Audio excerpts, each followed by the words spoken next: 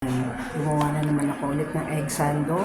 Gumamit ako ng pickle relish, Himalayan salt, saka black pepper.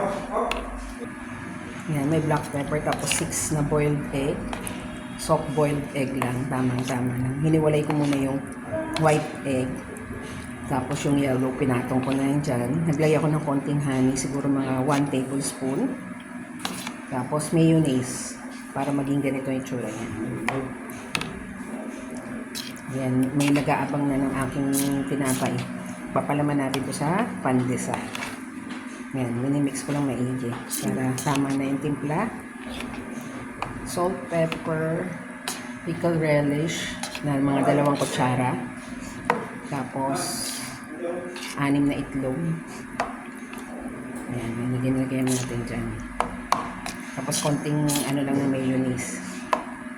Yan. Papalaman ko na ito sa tinapay. Wait lang, ha? Ayan.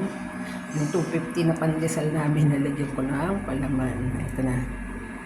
Ayan. Mas maraming palaman, mas masarap. Ayan. O, diba? Hindi na siya magmumukhang 250. Isang subuan lang namin ito ni Mother. Ayan, o. Ayan. Masarap yan.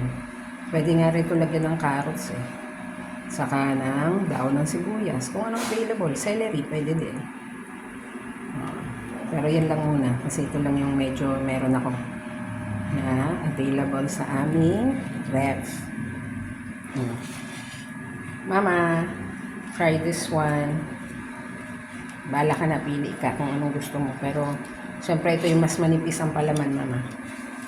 Ito na, titikman na ni Mother. Ito yung mas nakatakip na. Itong isa, yung konti lang palaman.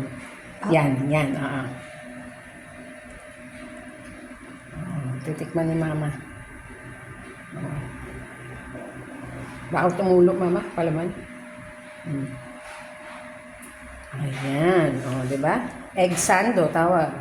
Diyan, egg sando na nasa pandesal. Diba?